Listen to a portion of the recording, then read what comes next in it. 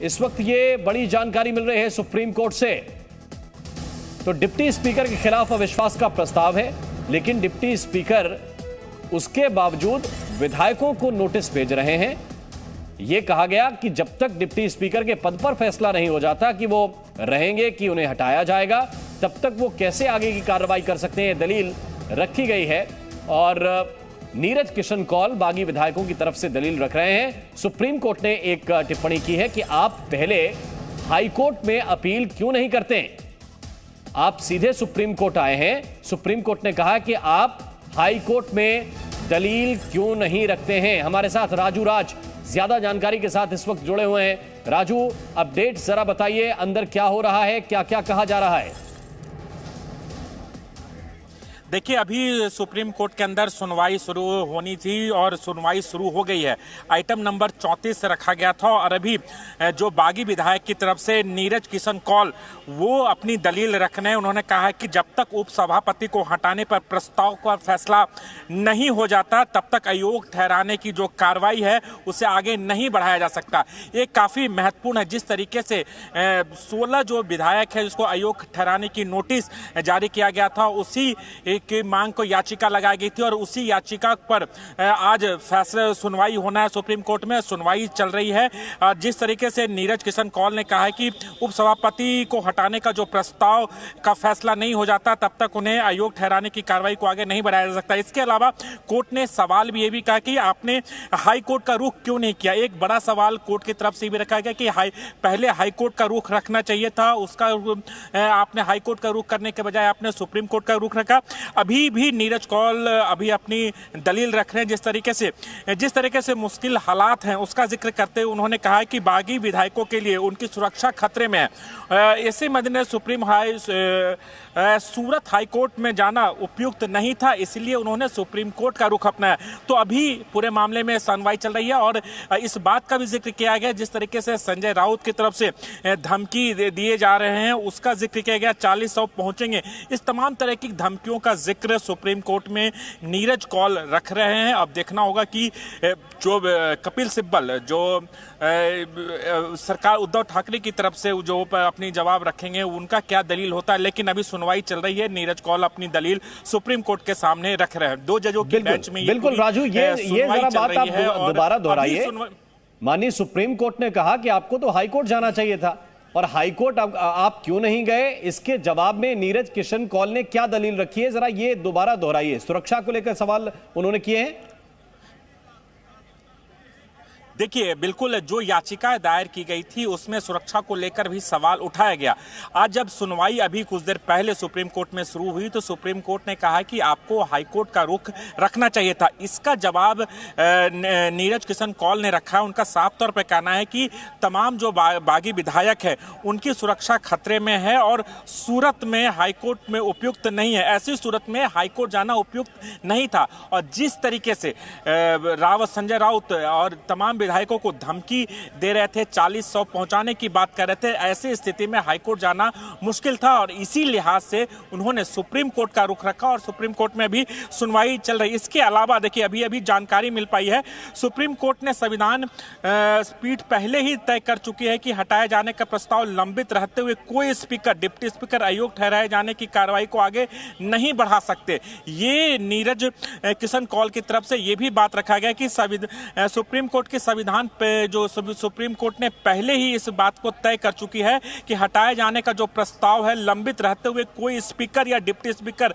अयोग्य ठहराए जाने की जो कार्रवाई उसे आगे नहीं बढ़ा सकते। तो कहीं ना कहीं तमाम बातों को यहां पर सुप्रीम कोर्ट के अंदर रखा जा रहा है। इसके अलावा 21 को डिप्टी स्पीकर हटाए जाने का प्रस्ताव दिया था, 21 तारीख को डिप्टी स्पीकर को हटाए जाने का प्रस्ताव दिया गया था। ये नीरज कौल की तरफ से सुप्रीम कोर्ट में अपनी दलीलें रखी जा रही है। अब देखना होगा कि इसका जवाब जो उद्धव ठाकरे के जो तरफ से है वो क्या जवाब आता है, जो कपिल सिब्बल पेश हो रहे हैं उनके तरफ से वो क्या जवाब देते हैं, ये देखना होगा। लेकिन अभी सुप्रीम कोर्ट के अंदर सुनवाई जारी है और जो हाईकोर्ट जाने की बात कही उनमें साफ तौर पर सुरक्षा का हवाला देते हुए कहा कि जिस तरीके से विधायकों को धमकी दी जा रही है उस तरीके से उस सूरत पर कहीं ना कहीं आप नहीं जा सकते हाईकोर्ट, इसलिए सुप्रीम कोर्ट का रुख किया गया। जी बिल्कुल राजू राज, ये बड़ा अपडेट इस वक्त आप दे रहे हैं और बहुत ही महत्वपूर्ण है। अंदर सुनवाई जारी है जिस पर सुप्रीम कोर्ट ने कहा कि आपको हाईकोर्ट जाना चाहिए था।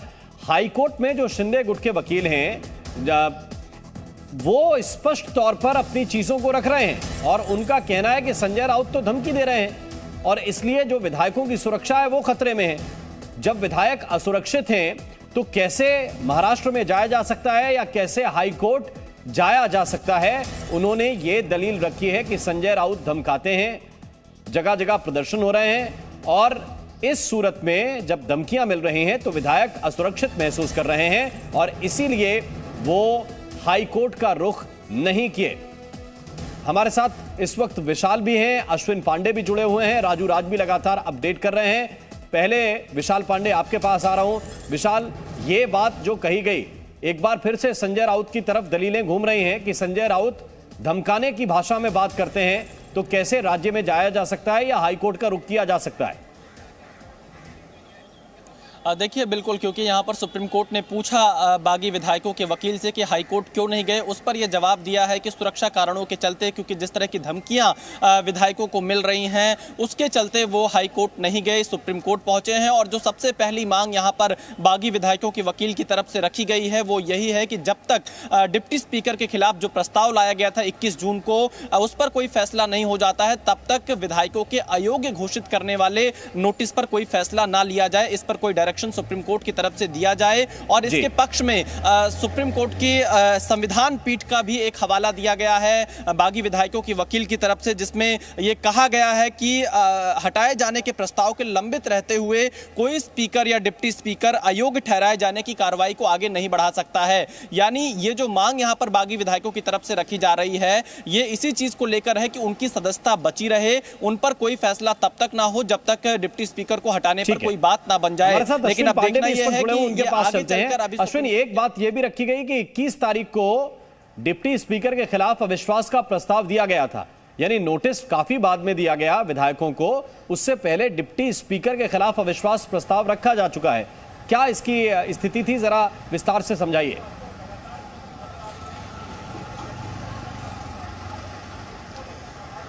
जी देखिए, ये बिल्कुल साफ तौर पे यही बात, जिस तरह से पहले नोटिस दी गई, अविश्वास एक तरह से डिप्टी स्पीकर को लेकर जताया गया विधायकों की तरफ से, और फिर कार्रवाई करने के लिए शिवसेना की तरफ से 16 विधायकों पर जो है डिप्टी स्पीकर के पास जाया गया। तब 2 अन्य विधायकों ने ये बात मेंशन की कि हमने डिप्टी स्पीकर को लेकर पहले ही अविश्वास प्रस्ताव लाया है, ऐसे में डिप्टी स्पीकर कोई भी कार्रवाई नहीं कर सकते।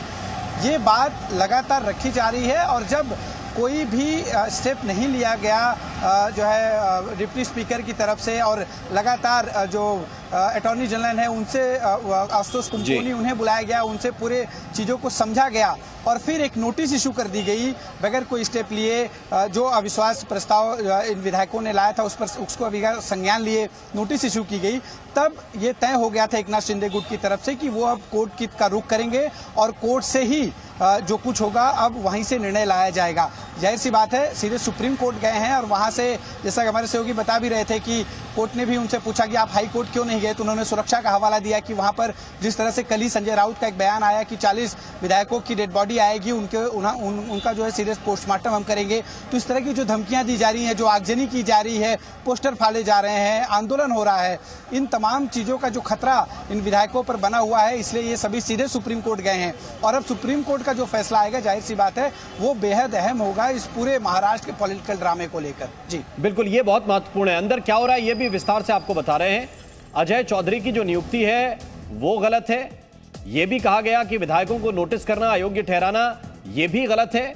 डिप्टी स्पीकर का फैसला ही दरअसल अयोग्य है, ये दलील शिंदे गुट के वकीलों की तरफ से रखी जा रही है और ये कहा जा रहा है कि जो कदम नोटिस के बावजूद डिप्टी स्पीकर ने उठाए हैं, यानी डिप्टी स्पीकर के खिलाफ जो अविश्वास का प्रस्ताव आया, उसके बाद जितने भी फैसले डिप्टी स्पीकर ले रहे हैं वो असंवैधानिक हैं, वो गलत हैं, वो ऐसे फैसले नहीं ले सकते, क्योंकि जब तक अविश्वास प्रस्ताव पर कोई फैसला ना हो जाए तब तक डिप्टी स्पीकर नए फैसले लेने के योग्य नहीं है। ये दलील रखी जा रही है शिंदे गुट के वकील की तरफ से। सुप्रीम कोर्ट ने जब यह पूछा कि आपको हाईकोर्ट जाना चाहिए था, हाईकोर्ट क्यों नहीं गए, तो सुरक्षा का हवाला दिया गया है। पहला देखिए, यह सवाल हाईकोर्ट की तरफ से जो 2 जजों की बेंच है उन्होंने पूछा कि आपने हाईकोर्ट का रुख क्यों नहीं किया। पहले आपको हाईकोर्ट जाना चाहिए, फिर सुप्रीम कोर्ट। जब तक डिप्टी स्पीकर को हटाने के प्रस्ताव पर फैसला नहीं हो जाता, वो कार्रवाई पर आगे नहीं बढ़ सकते। बागी विधायकों के जो वकील हैं उनकी दलील है। कोर्ट पूछ रहा है कि आपने हाईकोर्ट का रुख क्यों नहीं किया, तो इसका जवाब सुरक्षा के रूप में दिया है कि सुरक्षा के खतरे की वजह से हाईकोर्ट जाना उपयुक्त नहीं था। संजय राउत के बयान का जिक्र भी बागी विधायकों के वकील की तरफ से किया गया है कि संजय राउत जिस तरह के बयान दे रहे हैं उसका और जिस तरह का माहौल वहां पर है, विधायक असुरक्षित महसूस कर रहे हैं, उनकी सुरक्षा को खतरा है और इस वजह से हाईकोर्ट जाना उपयुक्त नहीं है। अब कुछ नए अपडेट्स आ रहे हैं, सीधे एक बार रुक कर रहे हैं राजू राज इस वक्त हमारे साथ जुड़े हुए हैं। राजू, और क्या अपडेट है? बिल्कुल राम, बता दूं कि अभी जो सुप्रीम कोर्ट के अंदर से जो दलीलें चल रही हैं, उसे जो अपडेट आया उसमें सबसे जो नीरज किशन कौल ने एक कोर्ट के अंदर इस बात को रखा कि एकनाथ शिंदे को हटाकर अजय चौधरी को विधायक दल का नेता बनाया गया। यानी पहले जो विधायक दल के नेता थे वो एकनाथ शिंदे थे और बिना सदन की मीटिंग के, बिना सदन के अंदर अजय चौधरी को सदन का नेता बना दिया गया, क्योंकि ज्यादा विधायकों का जो बहुमत है एकनाथ शिंदे के पास है। ये बात, ये दलील रख रहे हैं और इस याचिका में इस बात का भी जिक्र किया गया था। दूसरी बात मैं बता दूं, कोर्ट ने इनसे ये भी पूछा कि आप इस बात को खुद डिप्टी स्पीकर के सामने क्यों नहीं उठाते। कोर्ट ने फिर एक सवाल नीरज किशन कौल से पूछा है कि आपने इस पूरी बातों को डिप्टी स्पीकर के सामने क्यों नहीं उठाते। अभी उसके बाद ये दलील चल रही है और इसके बाद अभी जो 2 जजों की बेंच है वो आपस में चर्चा कर रहे हैं। सुनवाई 2 मिनट के लिए अभी रोक दिया गया है, यानी सुनवाई जो चल रही थी उस पर अभी ब्रेक लिया गया है। 2 जज आपस में चर्चा कर रहे हैं, तो तमाम बातें जो दलीलें नीरज किशन कौल की तरफ से रखा गया, उन दलीलों के बाद अभी कुछ देर का ब्रेक लिया गया है। दोनों जो जज हैं वो आपस में चर्चा कर रहे हैं। जानकारी दे रहे हैं उनके पास चलते हैं, मैं वापस आपके पास आता हूं अपडेट के साथ। अश्विन बताइए।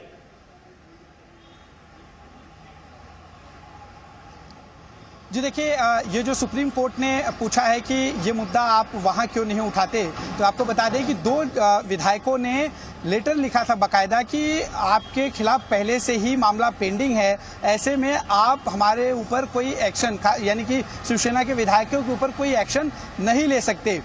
यही वजह रही कि सीधे एक्शन नहीं लिया गया और नरहरि झिरवाल ने उसी दिन शाम को, उस वक्त तो नासिक में थे, उसी दिन शाम को उन्होंने अटॉर्नी जनरल आशुतोष कुमकोनी को बुलाया और तमाम इसकी लीगैलिटीज को समझा और यही कारण रहा कि उन्होंने सीधे कोई एक्शन लेने की बजाय इन विधायकों को नोटिस जारी की और 48 घंटे का वक्त दिया और अब अपना पक्ष रखने के लिए आज शाम तक का 5:30 बजे तक का ये वक्त दिया गया। लेकिन अब चूंकि मामला सुप्रीम कोर्ट में चला गया है, ऐसे में वहां से जो फैसला आएगा वो आखिरी होगा।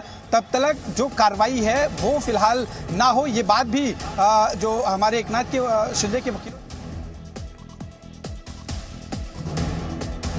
तो राजू राज जो अपडेट दे रहे थे वो एक बार फिर से आपके लिए दोहरा देते हैं कि सुप्रीम कोर्ट में 2 मिनट का ब्रेक हुआ है। जज आपस में बात कर रहे हैं, आपस में चर्चा कर रहे हैं। कुछ देर के बाद ये फिर से सुनवाई शुरू होगी। सुप्रीम कोर्ट में सुनवाई कुछ देर के लिए रुकी है। 2 मिनट का ब्रेक जजों ने लिया है और आपस में संवाद कर रहे हैं, आपस में चर्चा कर रहे हैं। इस वक्त ये बड़ी जानकारी आपको दे रहे हैं। तो जजों ने 2 मिनट का ब्रेक लिया है और 2 मिनट के ब्रेक के बाद यह चर्चा फिर से शुरू होगी। जज आपस में बात कर रहे हैं, फिर से यह सुनवाई शुरू होगी, ये कहा जा रहा है। राजू राज इस वक्त हमारे साथ जुड़े हुए हैं। राजू, ब्रेक से पहले आखिरी संवाद क्या हुआ? क्या डिप्टी स्पीकर से के पास जाने के लिए कहा था जजेस ने?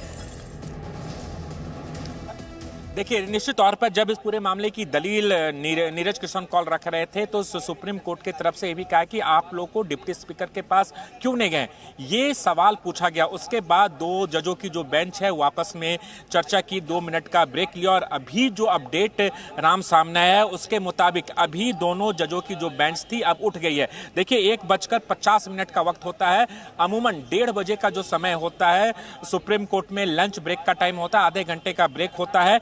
लेकिन जब इस पूरे मामले की सुनवाई शुरू हुई, आइटम नंबर 34 जब सुनवाई शुरू हुई और उसके बाद नीरज किशन कौल अपनी दलीलें जो एकनाथ शिंदे के गुट की तरफ से कोर्ट में अपनी दलीलें रख रहे थे, उसके बाद पहले तो कोर्ट की तरफ से पूछा गया कि आप हाईकोर्ट का रुख क्यों नहीं किया।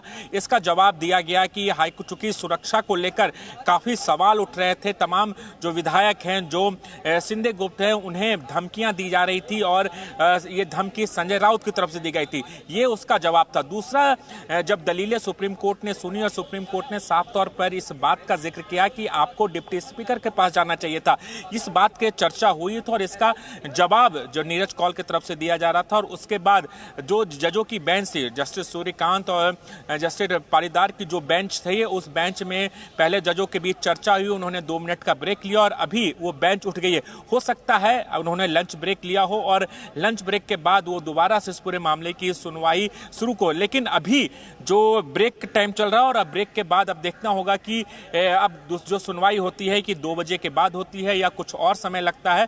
लेकिन दोनों जजों ने पहले चर्चा ली, 2 मिनट का ब्रेक लिया और अब बेंच उठ गई है। अब देखना होगा कि थोड़ी देर के बाद जब बेंच दोबारा से बैठेगी, सुनवाई होती है, जो दलीलें रखी